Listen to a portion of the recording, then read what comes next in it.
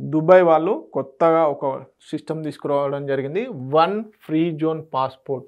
One free zone passport. So, బేసిక్‌గా దుబాయ్‌లో ఇన్వెస్ట్‌మెంట్స్‌ని పెంచడం కోసం అని చెప్పేసి వన్ ఫ్రీ జోన్ పాస్‌పోర్ట్ అనే సిస్టమ్‌ని తీసుకురావడం జరిగింది. ఈ జోన్‌లో ఎవరైతే ఇండస్ట్రీస్‌ని నెలకొల్పుతారో వాళ్ళు దుబాయ్ అంతటా కూడా వాళ్ళ యొక్క బ్రాంచెస్‌ని ఎక్స్‌పాన్షన్ చేసుకోవచ్చు అని చెప్పేసి చిన్న రిఫార్మ్స్ చేయడం జరిగింది. సో, ఈ స్కీమ్‌లో భాగంగా ఎవరైతే వన్ ఫ్రీ జోన్ పాస్‌పోర్ట్ కింద ఇన్వెస్ట్‌మెంట్ చేస్తారో ఆ కంపెనీలు దుబాయ్‌లో మళ్ళీ ఎక్కడైనా వాళ్ళ యొక్క ఎక్స్‌పాన్షన్ చేసుకోవచ్చు. ఎలాంటి ఇష్యూస్ లేకుండా అని చెప్పేసి చెప్పడం జరుగుతుంది. So, business licensing and attract global investment. Okay.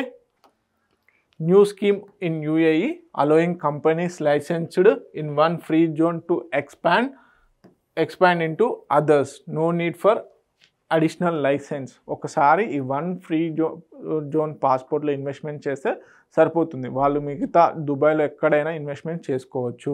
Okay. దీంట్లో భాగంగా లూయిస్ వ్యూటన్ ఏదైతే ఉందో లూయిస్ వ్యూటన్ అనే కంపెనీ ఫస్ట్ కంపెనీగా పేరుగాంచిందనమాట under this scheme. Okay. Simplifies business expansion across Dubai's free zones. So, బేసిక్‌గా దుబాయ్స్ ఫ్రీ జోన్స్‌లో ఇన్వెస్ట్‌మెంట్స్‌ని తీసుకురావడం కోసం అని చెప్పేసి ఈ నిర్ణయం తీసుకోవడం జరిగింది. అదేవిధంగా enhance is of doing business and global investment appeal. So, బేసిక్‌గా చాలా మట్టుకు కంపెనీస్ అనేటివి దుబాయ్‌లో ఇన్వెస్ట్‌మెంట్స్ చేస్తున్నాయి.